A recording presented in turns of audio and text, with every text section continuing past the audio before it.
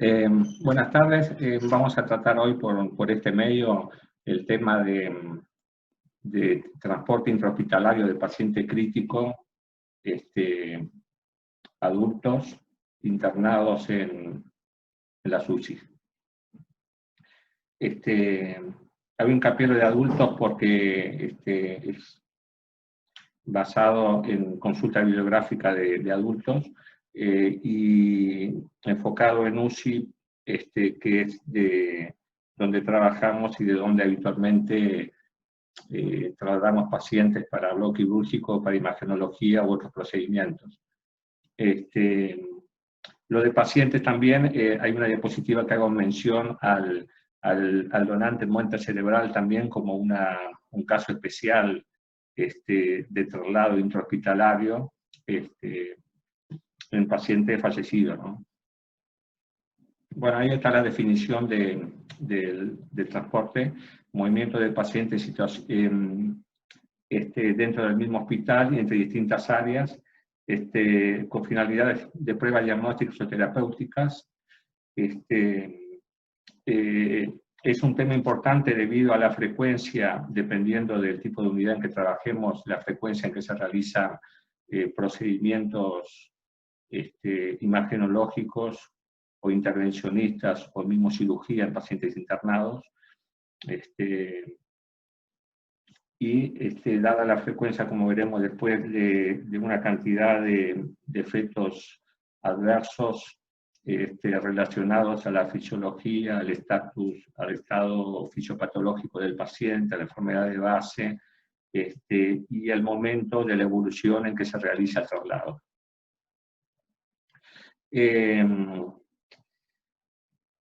Me voy a referir más que nada a traslado de pacientes que provienen de las áreas de cuidados críticos, aunque sabemos, como decíamos, la indicación del traslado intrahospitalario debe ser individualizado, contemplando los posibles riesgos en cada caso. Como decíamos, la movilización del paciente fuera de la UCI supone un riesgo, especialmente en pacientes con inestabilidad hemodinámica o ventilatoria. Y sobre todo en aquellos pacientes en los cuales están cursando las primeras horas en la unidad, en las cuales están en la etapa de estabilización de su patología y muchas veces requieren realizar por controles, por ejemplo, pacientes politraumatizados, tomografías o reintervenir, y son los pacientes que tienen más riesgos de desarrollar eventos adversos durante su traslado. Como objetivo se debería mantener la continuidad asistencial durante el traslado. Esto implica mantener la terapéutica importante que tiene el paciente, manteniendo también, realizando medidas de profilaxis, por ejemplo, con lo que tiene que ver con infecciones cruzadas y lo mismo que se realiza en la unidad del paciente. En un entorno móvil y con menos contención que en la unidad donde está el paciente. Por lo cual se debe mantener durante el traslado la misma monitorización, soporte fisiológico, soporte terapéutico, prevenir complicaciones y nivel de aislamiento que después veremos en cuanto a gérmenes resistentes o tuberculosis, medida de precauciones universal. Bueno, esta es un recordatorio por el estado epidemiológico actual, que creo que nos está cruzando a todos y no estaríamos por este medio si no fuera por esta eventualidad, un recordatorio.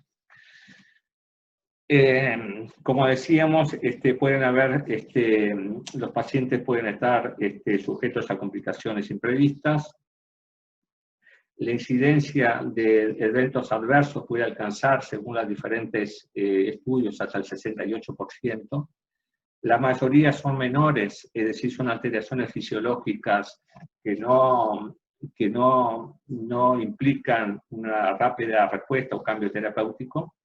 Y después tenemos efectos adversos que son mayores, graves, que se pueden ver hasta casi un 9%, que sí requieren intervención terapéutica, y según las diferentes publicaciones puede haber paro cardíaco en un porcentaje menor pero real.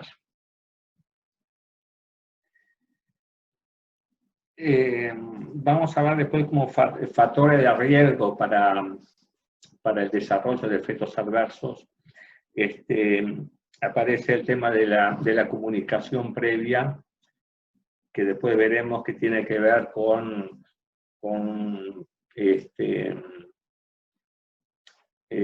verificar la agenda del estudio, del bloque quirúrgico, la presencia de técnicos, anestesistas. En el caso de pacientes que tienen infecciones, generalmente quedan más atrás en la agenda diaria, entonces son todos que después veremos que tenemos que tener en cuenta para que se pueda realizar el traslado del paciente en el menor tiempo posible y que sea útil en cuanto que se puedan realizar los procedimientos que se han planificado.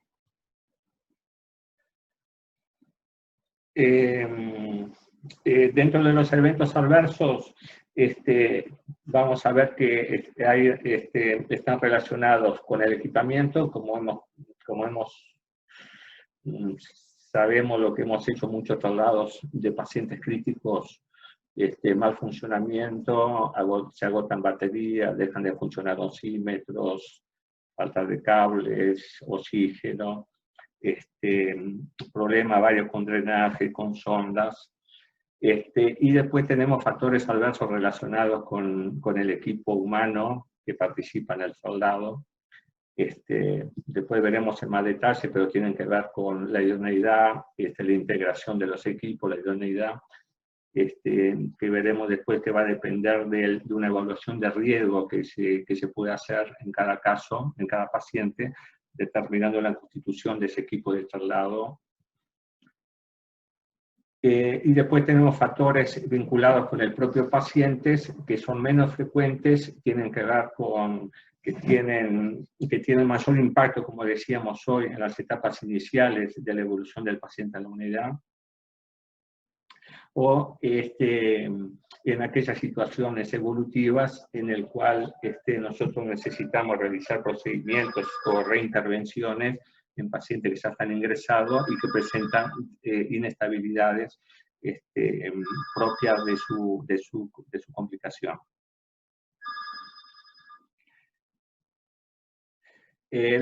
Los incidentes se pueden agrupar en diferentes tipos.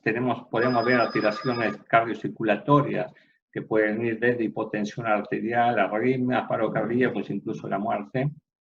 Alteraciones respiratorias varias, hipoxemia. ¿Entra? Sí, Nars, vení. Nars. ¿Entra? Sí. Puedes conectarte el teléfono. No sé quién. ¿Voy a llamar a ustedes? No. Me había dicho que yo le conecto. Como decíamos, alteraciones respiratorias, hipoxemia, broncoespasmo, neumotoras. En el caso de neumotoras en pacientes traumatizados, en aquellos pacientes en los cuales hemos hecho vías venosas centrales, sería conveniente tener un control radiográfico o con ecografía antes del traslado del paciente. Extubaciones accidentales durante el traslado. Intubación selectiva, sonda muy introducida, que es una complicación frecuente, y asincronías con el ventilador por diferentes motivos vinculados capaz con algunos de las anteriores. Alteraciones neurológicas, agitación, alteraciones más graves, sobre todo en pacientes con injuria encefálica aguda, como puede ser evento de hipertensión endocraniana, incluso síndrome de herniación cerebral. Todo lo cual en estos pacientes requiere una acción inmediata. Hipotermia por la exposición de los pacientes a un ambiente, dependiendo de la estación, dependiendo de donde estemos, dependiendo si el paciente va a tomógrafo o resonador, ya sabemos las temperaturas bajas que se mantienen en sus lugares, o en bloque quirúrgico. Después tenemos factores adversos relacionados, como dijimos hoy, con el suministro eléctrico de monitores, respiradores, laringoscopios. fallos en el suministro de oxígeno, que es común, balones de oxígeno parcialmente vacíos, los cuales debemos tener en cuenta, y hay una forma de calcular según el flujo y el tipo de presión que nos dan los manómetros de los balones de oxígeno, poder calcular la autonomía que vamos a tener, que es un elemento importante y puede ser una complicación importante durante los traslados. Después, efectos adversos relacionados a los recursos humanos, como decíamos, va a depender de la cantidad y la calidad de los recursos humanos, que veremos después va a depender del tipo de pacientes a trasladar, insuficiente entrenamiento y idoneidad de los médicos y de enfermería en la detección y manejo de las complicaciones que se pueden ir presentando. Y otro de los factores que después mencionaremos que debemos evaluar durante toda la etapa del traslado, la continuidad o la interrupción del mismo para evitar complicaciones mayores o daños mayores. Voy a hacer algunos temas importantes que creemos que se deben tener en cuenta durante los traslados. Una de ellas son la bioseguridad, recordar las precauciones universales, tener en cuenta que muchas veces trasladamos pacientes en que tenemos exposición a fluidos corporales, conocemos o no los estatus serológicos en cuanto a hepatitis o HIV, o pacientes con aislamiento respiratorio conocido por BK. Y después también en lo que se refiere a bioseguridad del equipo que participa, los trastornos mecánicos, traumatismos relacionados, por ejemplo, a la camisa del traslado, al manejo del equipamiento, balones de oxígeno, etc. Otro tema importante que tiene que ver con lo infeccioso es en aquellos pacientes que tienen aislamiento por gérmenes multiresistentes, continuar durante todo el traslado en las diferentes fases con la medida de aislamiento, con los equipos de protección personal requeridos, y veremos después qué importante es la comunicación al servicio que recepciona el paciente de la presencia de contaminación e infección por gérmenes resistentes, para que ellas tomen las precauciones tanto como de desinfección como de su agenda.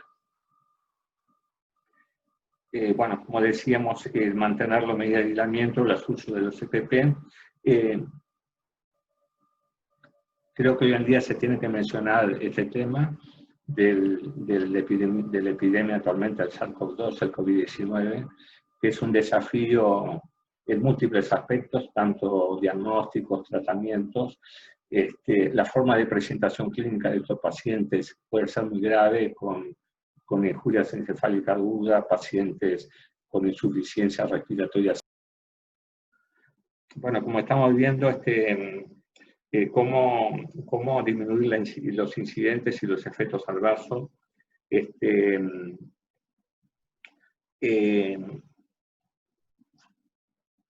Uno de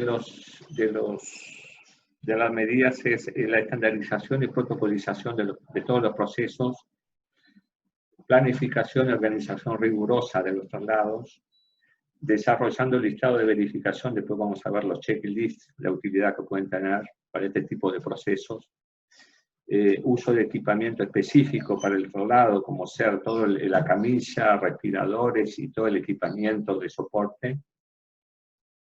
Equipo profesional con experiencia de especialización. Veíamos hace poco que en Johns Hopkins, en la universidad, existe un equipo de médicos y enfermeros que están dedicados para el traslado de pacientes dentro de su institución, tanto de pacientes comunes como pacientes críticos.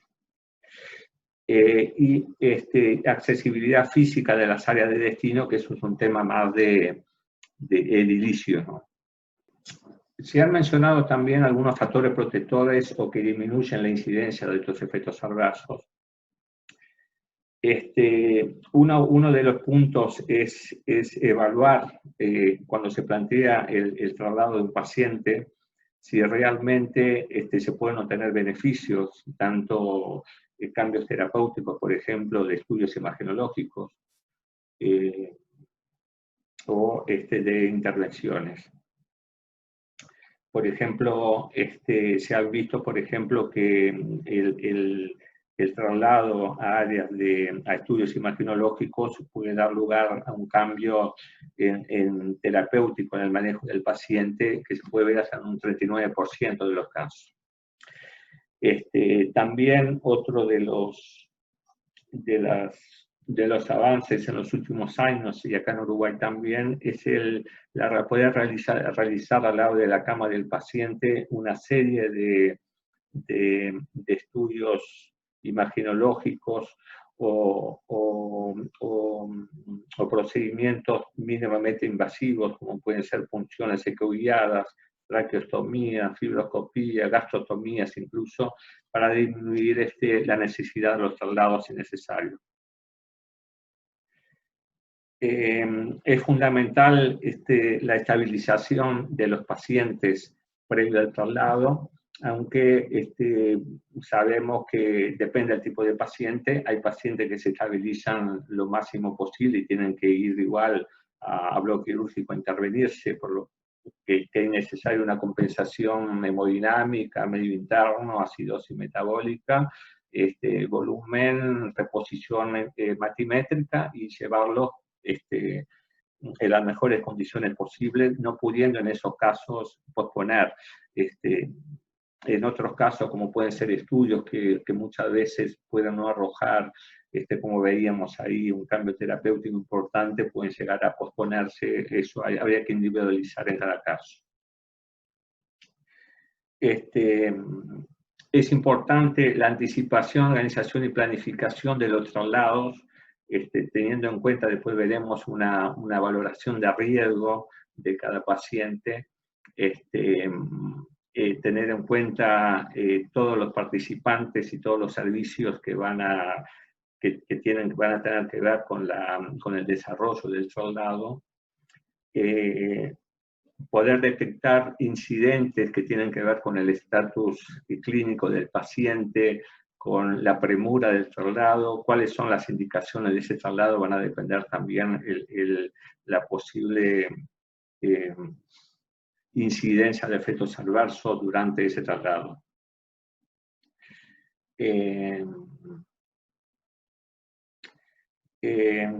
Como veremos después, la monitorización mínima va a depender del tipo de paciente, de la evaluación de riesgo previa. Sabemos que hay pacientes que requieren monitorizar, que son pacientes estables, lúcidos, sin ventilación mecánica, que requieren una monitorización mínima, y otros pacientes que incluyen pacientes respiratorios, pacientes neurológicos con insuficiencia encefálica grave, que requeriría monitorización de la presión arterial invasiva y de la presión intracraneana. Como veíamos, la monitorización va a depender de cada caso clínico, puede ser una monitorización mínima o más compleja que incluye la PIC.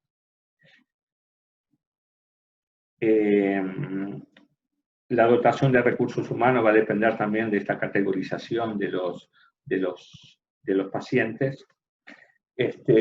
Otro de los factores que tienen incidencia en el desarrollo de efectos adversos es mantener una adecuada comunicación entre los profesionales que tienen que ver con el procedimiento o intervención que se va a realizar el paciente.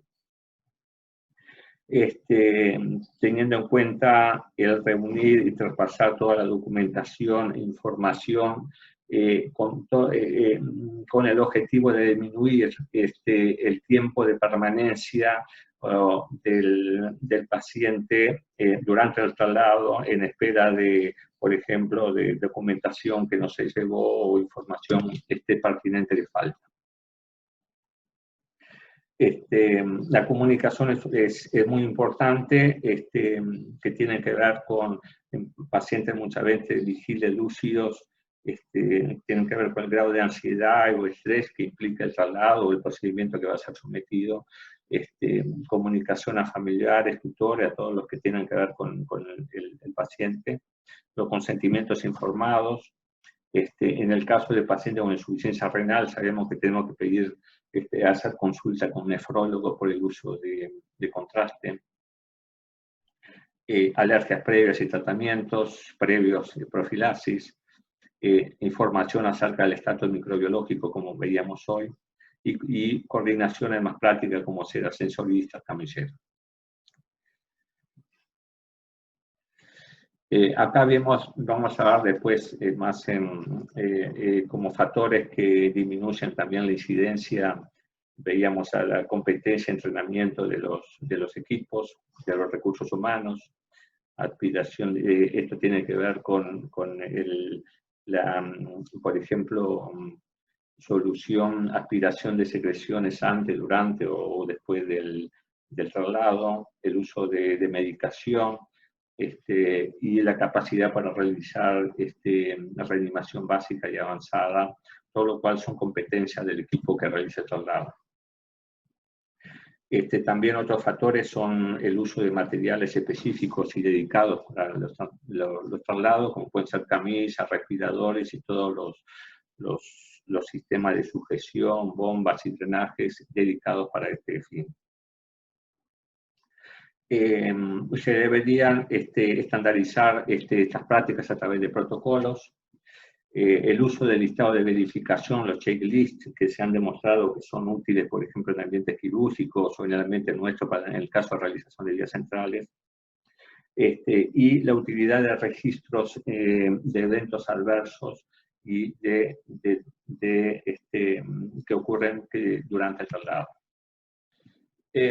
Bueno, hablando de la planificación y protocolización de los traslados, hay una serie de puntos a tener en cuenta, como son la estabilización previa del paciente, que como dijimos hoy va a depender del tipo de patología y la premura y la indicación del traslado. No es lo mismo un paciente que se va a hacer un control tomográfico por ejemplo, de una contusión cerebral sin una complicación aguda, que un paciente, por ejemplo, que tiene una oclusión intestinal, chocado, con acidosis metabólica, disdiapnea, que tiene que intentar reintervenirse sí o sí de urgencia. Por eso ahí está la valoración de las necesidades individuales y ahí la valoración de los peligros potenciales. La monitorización, como decíamos, es individualizada según cada caso. La preparación de material en la vigilancia y lo importante que es el mantenimiento de la terapéutica básica de soporte que está recibiendo el paciente, que se mantenga durante el traslado. Se pueden clasificar los pacientes en 3 grupos según los riesgos. Un grupo 1, que pacientes que son hemodinámicamente estables, que requerirían solo monitorización básica, tipo electrocardiográfica o pulso simétrica. Pacientes hemodinámicamente inestables que requieren monitorización invasiva y soporte farmacológico, y después un grupo 3 de pacientes que están con asistencia respiratoria mecánica. Algunos estudios han mostrado, por ejemplo, que los factores que aumentan la incidencia de efectos adversos durante los traslados se han identificado 2, que es el uso de pseudoanalgesia previa en los pacientes y el hecho de estar con la asistencia respiratoria mecánica con una PIC mayor a 6 centímetros de agua. Menciono esto, como dije anteriormente, en el caso de los traslados de los pacientes en muerte cerebral, no son pacientes que estén vivos, ya tienen diagnóstico de muerte cerebral. El momento del traslado de estos donantes al bloque quirúrgico es en el momento, muchas veces son muy inestables, y el cambio de posición y el movimiento puede desencadenar en estos pacientes paro cardíaco, que ocurre muchas veces durante el traslado. En estos casos se debe priorizar la rápida, el llevar rápidamente el paciente a bloc en reanimación continua muchas veces. Otro tipo de pacientes particulares son los pacientes con injuria encefálica aguda, muchas veces traumáticas, en que uno de los objetivos es prevenir el daño secundario. Sabemos de la incidencia y de la mortalidad que implica la hipotensión arterial y la disminución de la presión de perfusión, y en estos pacientes sería importante realizar monitoreo clínico continuo e instrumental como PAN y PIC durante los traslados para diagnosticar hipotensión, hipertensión endocraniana o incluso apnea cerebral. Los transportes intrahospitalarios podemos distinguir tres fases: fase de preparación, transporte y regreso a estabilización.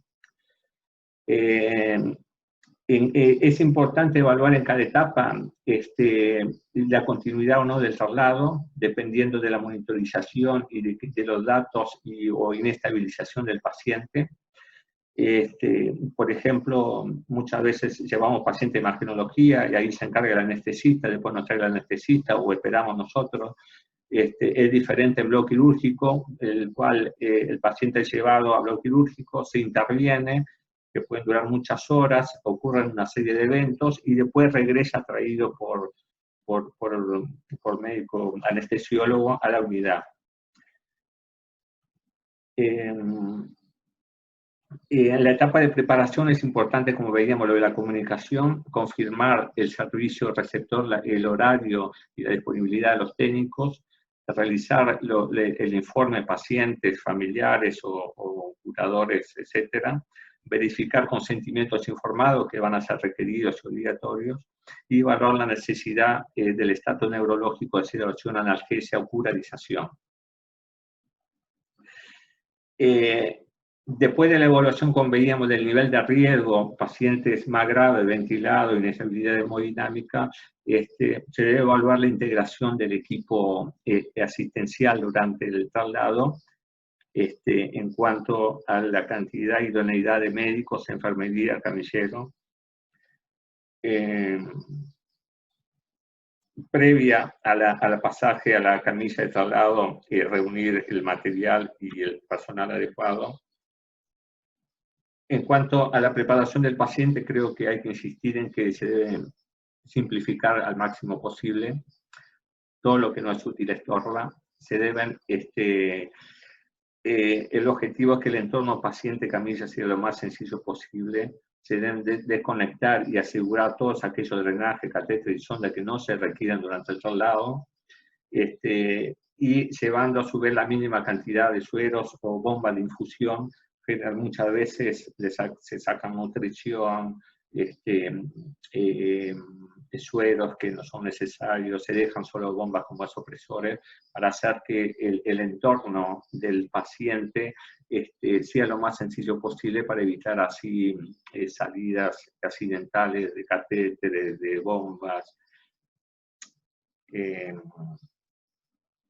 Como veíamos esto, dar especial atención, asegurar algunos cables de marcapaso, vías centrales, derivaciones ventriculares o catéteres de PIC, que son difíciles después de instrumentar su recolocación o pueden tener impacto importante inmediato, como puede ser la pérdida del marcapasillo de un paciente.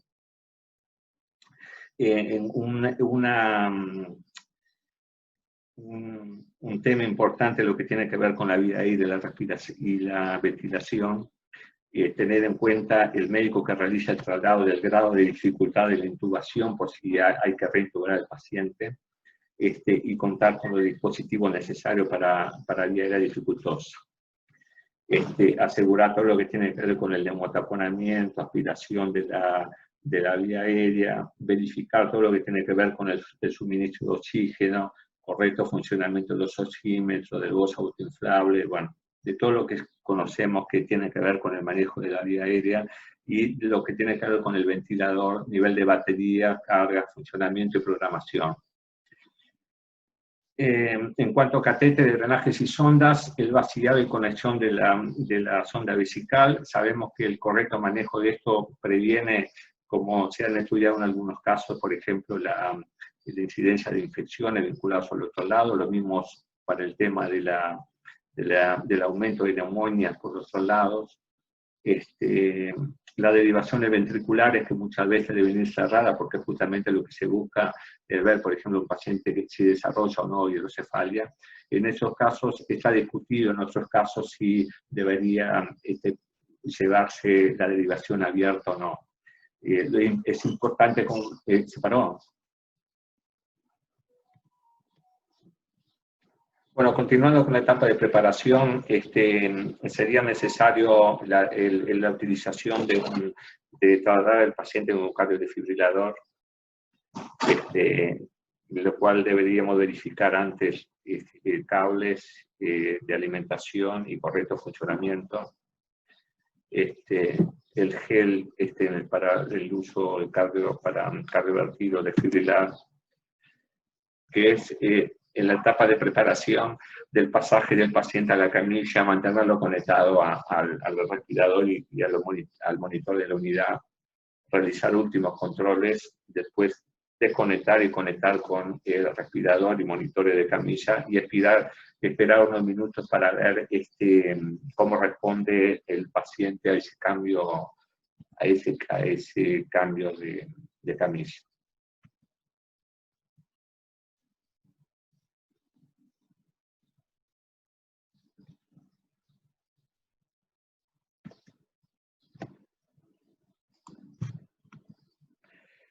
En la etapa esta de preparación habría que verificar también valija de traslado y reunir toda la documentación, por ejemplo, necesaria. La segunda etapa del traslado, hay que evaluar, dependiendo del paciente, pensando en paciente ventilado, nivel de sedación, analgesia, la vigilancia continua de las variables fisiológicas y los monitores que tienen que estar a la vista del médico que realiza el traslado, verificando que en los casos de bombas con medicación importante como vasopresora que esté funcionando, y evaluar durante el traslado elementos de inestabilidad que den lugar a la suspensión del traslado. Se debería además llevar un registro de los controles y posibles eventos adversos. En la etapa de regreso, estabilización, como veíamos hoy, pacientes que van a imaginología o que van a bloque quirúrgico dependiendo de la institución, pueden llevarse a cargo en la segunda y la tercera etapa por otro médico que no seamos nosotros del CTI. Se debe recibir el paciente a la unidad, el traslado a la cama, conexión al respirador, de su ventilador de la unidad y monitorización, y se deberían revisar sobre todo la sonda orotraqueal que hemos visto muchas veces desplazada e introducida, vías, sondas, y reiniciar todo lo que se había suspendido necesario, como son los sueros, infusiones, nutrición. Muchas veces los pacientes vuelven de procedimiento bloquirúrgico, con los cuales regresan inestables por remoción de foco, por ejemplo, en pacientes sépticos que requieren una atención más importante. Y después conseguir, por ejemplo, en estos pacientes, tanto informes imaginológicos o de procedimientos en bloque quirúrgico. Y muchas veces realizar valoración de paraclínica o gasométrica en el post-traslado inmediato. Debe incluir en esta etapa también todo lo que tiene que ser la reposición de los materiales y medicación usada de la valija de traslado, acondicionar camillas y demás equipos en cuanto a procedimiento de desinfección y poner a cargar todos lo que son los instrumentos con batería. Ya habíamos mencionado lo del checklist, es una herramienta que ha mostrado ser efectiva, como decíamos, para evitar eventos adversos en algunos procedimientos, utilizado hace muchos años en bloque quirúrgico, también en nuestros medios para realización de heridas centrales. Acá hay un ejemplo de un protocolo que fue hecho acá en el Pasteur, uno de los checklists como ejemplo, y una hoja de incidencia de incidente, de registro de incidencia durante el traslado, que deberían tenerse en cuenta y adaptarse según el lugar. Y hoy en día también habría que tener en cuenta esto con lo de la migración digital de las historias clínicas, cómo se puede poner en práctica esto. Bueno, estuvo medio cortada la presentación, pero bueno. Estas fotos son de un estudio, de un ensayo fotográfico de una revista de la Sociedad de Fotografía Real de Gran Bretaña, que son de efecto del uso de mascarillas faciales en trabajadores de la salud en Gran Bretaña. Recordatorio de nuestra situación epidemiológica y bueno, gracias.